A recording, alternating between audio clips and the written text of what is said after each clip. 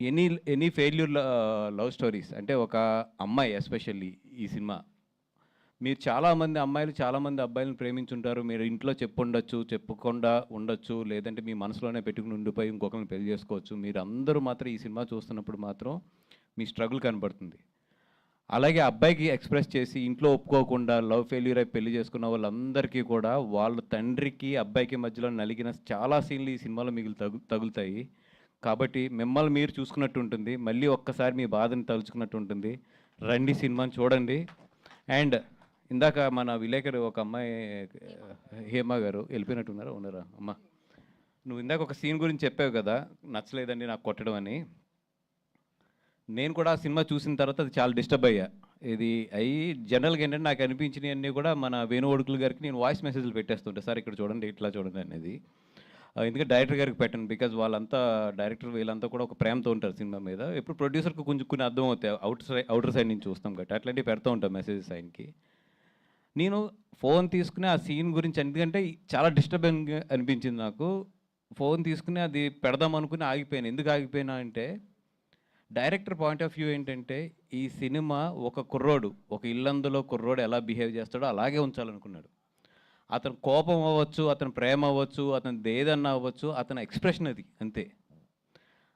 అలా బెత్తం పెట్టుకుని ఎందుకెళ్ళాడంటే నన్ను వదిలేసి వెళ్తావా అన్న కోపం అదే అదే ఆ కోపంలో కొట్టే ప్రతి దెబ్బలోని కూడా అతని ప్రేమ ఉంది. అక్కడ కొట్టినప్పుడు ఎంత ప్రేమ ఉందో లాస్ట్‌లో అమ్మాయిని తీసుకెళ్ళేటప్పుడు కూడా అతనిలో అంతే ప్రేమ ఉంది. అతని ప్రేమ ఎక్స్‌ప్రెషన్ అంతే అది. చెప్తున్నాను కదా! అట్లాంటి కుర్రోళ్ళే 60% మంది ఉంటారు. వాళ్ళ కోపాన్ని కూడా లవ్‌లో ఎక్స్‌ప్రెస్ చేసే కుర్రోళ్ళు ఉంటారు. ఈ కుర్రోడు ఏంటంటే ఆ ఊళ్ళో పెరిగాడు, ఆ ఊళ్ళో ఉంటాడు కాబట్టి తీసుకొచ్చి అంతే కొట్టాడు అంతే. అంతకు మించి దాన్ని ఎక్కువ కూడా మనం అది ఆ పాయింట్ ఆఫ్ వ్యూలోనే చూసాను. అది చూసి నేను ఆ మెసేజ్ ఆగిపోయి పెట్టేవాడిని. కానీ యెస్ మీరన్నట్టు ఏంటంటే థియేటర్‌లో ఉన్న ప్రతి ఓళ్ళకి ఆ సీన్ కొడతది. బట్ ఆ కొట్టడంలోనే ఆ క్యారెక్టర్ ఉంది.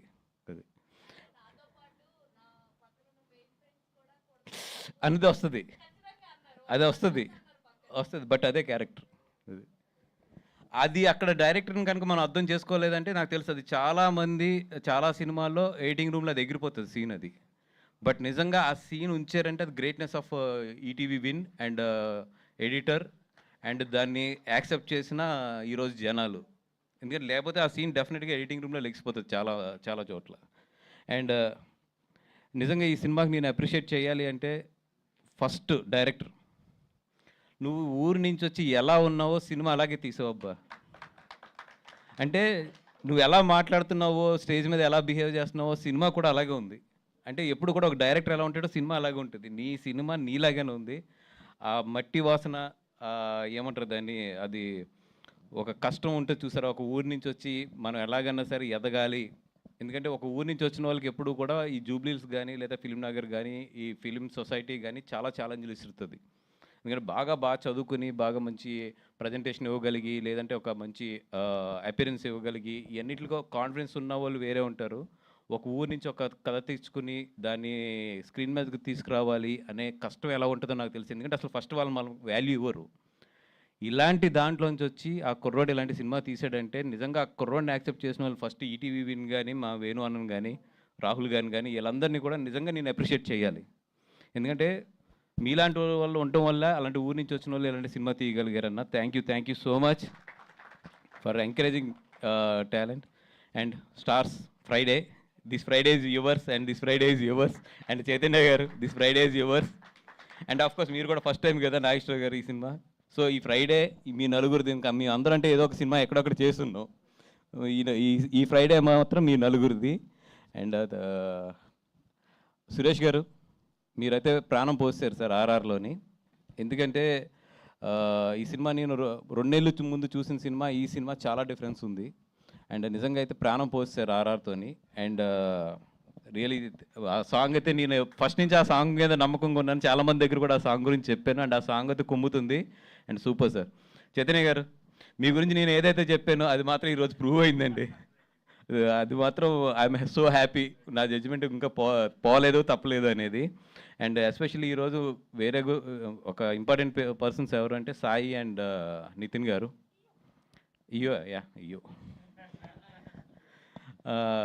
అంటే ఒక కొత్త డైరెక్టర్ని కానీ ఒక కొత్త కథని కానీ జడ్జ్ చేయాలంటే ఎంత కష్టమో నాకు తెలుసు. ఎందుకంటే నియర్లీ నేను 4 to 5 కొత్త డైరెక్టర్లను లాంచ్ చేశాను. అండ్ లాంచ్ చేసాం మా సంస్థ నుంచి. అండ్ అది ఎంత కష్టమో ఎన్ని కష్టాలు ఉంటాయో తెలుసు. అట్లాంటిది ఒక కొత్త డైరెక్టర్ని పట్టుకుని కంటిన్యూషన్గా హిట్ కొడుతున్నారు వీళ్ళిద్దరూని. నిజంగా అంటే వీళ్ళిద్దరూ నమ్మే విధానం, వీళ్ళిద్దరిని బాపినీడి గారు నమ్మిన విధానం నిజంగా హ్యాట్స్ ఆఫ్. మీ ముగ్గురు కలిపి బాపినీడి గారు, మీరు అండ్ మన సాయి నితిన్, మీ ముగ్గురు ఒక టీం కింద ఎంత బాగా ఎదరికెళ్తున్నారంటే ఈరోజు ఈటీవీ విన్ సక్సెస్ ఏంటంటే మీ ముగ్గురు మధ్యలో ఉన్న అండర్స్టాండింగ్. ఐ హోప్ కలకాలం అది అట్లా ఉండి ఈటీవీ విన్ మంచి స్థాయికి వెళ్ళాలని చెప్పి కోరుకుంటున్నాను. అలాగే డిస్ట్రిబ్యూషన్స్ కూడా మాకు ఇవ్వాలని కోరుకుంటున్నాను. అండ్ ఒకటేనండి, చాలా మంచి సినిమా తీశారు అందరూ కలిపి.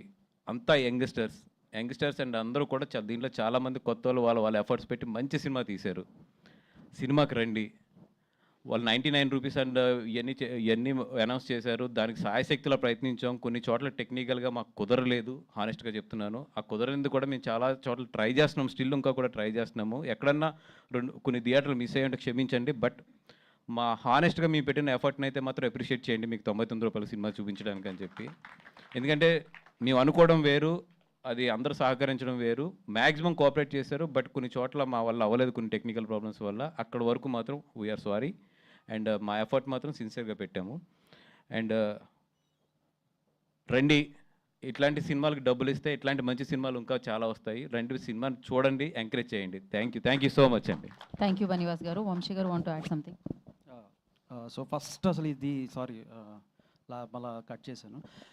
బట్ ఫస్ట్ ఈ థియేటర్కి తీసుకురావడానికి ఫస్ట్ ఈ సినిమాని నమ్మింది మాత్రం బాపినేడు గారు.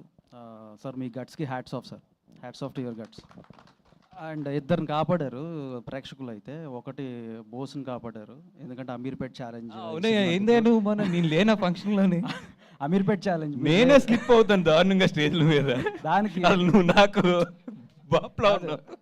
బకెట్ ఛాలెంజ్, ఐస్ ఛాలెంజ్లు అన్నీ అయిపోయినాయి. ఇప్పుడు Ameerpet challenge. So Ameerpet challenge నుంచి బోస్ని కాపాడారు. సినిమాలు మళ్ళీ పక్కన పెట్టేస్తాను అన్నందుకు నన్ను కాపాడారు. నువ్వు కూడా వేసావా?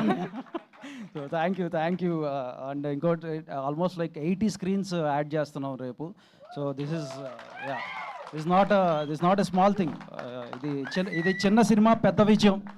And this is not at all a small thing. Thank you audience. Morning మధ్యాహ్నం 2 o'clock తర్వాత నుంచి ఇప్పుడు వరకు 32 షోస్ యాడ్ చేసామండి సిటీలోని. Because it's going very well. And tomorrow కూడా స్క్రీన్స్ యాడ్ అవుతున్నాయి. Thank you so much.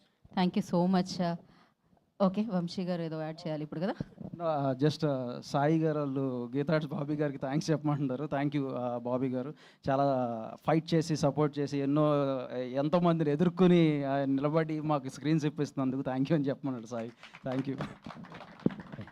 You so much. ఇందాక వంశీ గారు బోస్ గారిని కాపాడలేదు, అమీర్పేట ప్రజల్ని కాపారు.